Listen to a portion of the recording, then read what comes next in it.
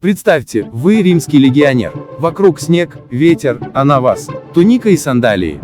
Да, именно так выглядели римские солдаты, даже зимой. Но как они выживали в холода, особенно в таких суровых местах, как Британия или Северная Европа?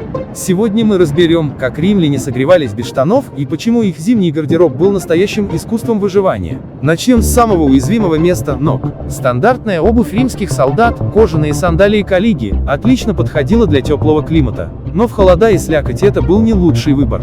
Поэтому зимой их заменяли на кальцео, закрытые ботинки на шнуровке. Но и это еще не все. Чтобы ноги не замерзали, римляне носили удоны, грубые носки из шерсти, а поверх них обматывали фасции, полосы плотной ткани, которые закрепляли шнурками. Это помогало сохранять тепло и избегать обморожений. Представьте, легионер в ботинках, носках и обмотках, уже не так холодно, правда? Теперь перейдем к одежде. Римляне не носили штаны, считая их варварской одеждой. Вместо этого они надевали несколько слоев туник. Например, император Октавиан Август зимой носил аж 4 туники. Но даже многослойные туники не спасали от дождя и снега. Поэтому римляне использовали плащи. Их было несколько видов. Пинула – шерстяное пончо с капюшоном. Сагум – плащ, который особенно любили военные. Лациорна – легкий плащ для путешествий. Некоторые плащи даже имели подкладку для дополнительного утепления. А капюшон мог быть как частью плаща, так и отдельным аксессуаром.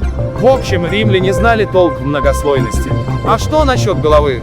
В бою римляне носили шлемы, но в обычное время предпочитали более практичные головные уборы. Летом соломенные шляпы, зимой войлочные шапки, а в дождь кожаные шляпы.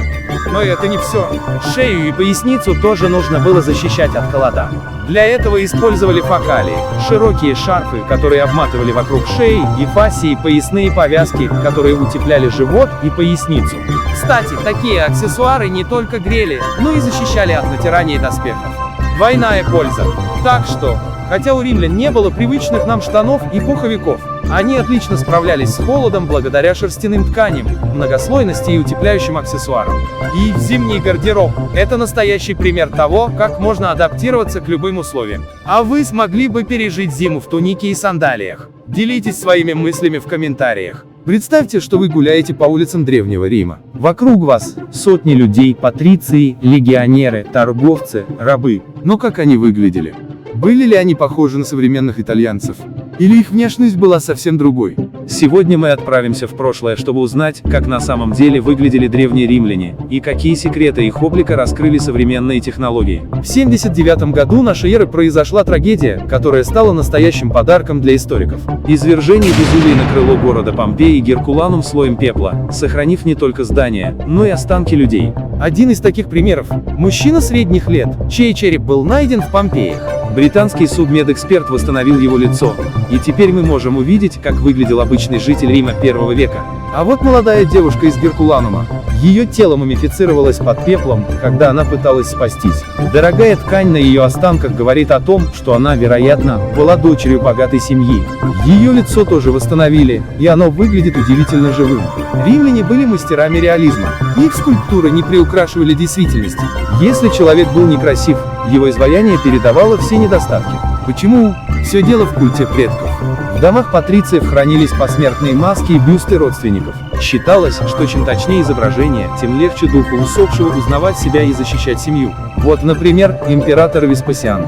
Его скульптура передает все черты лица, включая морщины и складки. Никакой идеализации, только правда. А теперь давайте взглянем на римских императоров. Благодаря современным технологиям, включая нейросети, мы можем восстановить их внешность с удивительной точностью. Марк Аврелий, философ на троне с вдумчивым взглядом. Цицерон, оратор с острыми чертами лица. Юлий Цезарь, человек с тонкими губами и проницательным взглядом. Калигула, император с холодными глазами и нервной улыбкой. Но не все императоры были этническими римлянами. Например, Септимий Север родился в Северной Африке, а его отец, вероятно, был потомком карфагенян. Это напоминает нам, что Рим был огромной империей, объединявшей десятки народов. А как выглядели простые римляне? Антропологи дают нам довольно точное описание. Средний рост, темно-каштановые волосы, глаза от серо-голубых до черных, прямой или выпуклый нос, квадратное или прямоугольное лицо, Реконструкции останков римских колонистов, найденных в Йорке, Великобритания, подтверждают это. У них были низкие широкие лбы, выступающие носы и крепкое телосложение. И интересно, что светлые и рыжие волосы встречались, но редко. А цвет кожи варьировался от розового до оливкового, в зависимости от региона. Так что если вы думали, что древние римляне были похожи на современных итальянцев, это не совсем так. Их внешность была разнообразной, как и сама Римская империя. А как вы представляли себе римлян? Делитесь своими мыслями в комментариях. Представьте, вы живете в Древнем Риме, но вы не римлянин. Вы чужеземец, и ваши права ограничены. Но вы мечтаете о том, чтобы стать гражданином Рима. Почему? Потому что римское гражданство – это не просто статус, это ключ к свободе, защите и привилегии. Но как его получить? Сегодня мы разберем, что нужно было сделать, чтобы стать гражданином Древнего Рима, и почему это было не так просто, как кажется. Для начала давайте разберемся, зачем вообще нужно было римское гражданство. Во-первых, это защита. Римлян нельзя было пытать, пороть розгами или распять. Если вас обвиняли в чем-то, вы могли требовать суда в самом Риме, где законы соблюдались строже, чем в провинции. Во-вторых, гражданство давало право голоса. Вы могли избирать и быть избранным на государственные должности. Ваша семья тоже получала привилегии. Если кого-то из родных незаконно поработили, виновных ждала казнь, а жертву освобождали.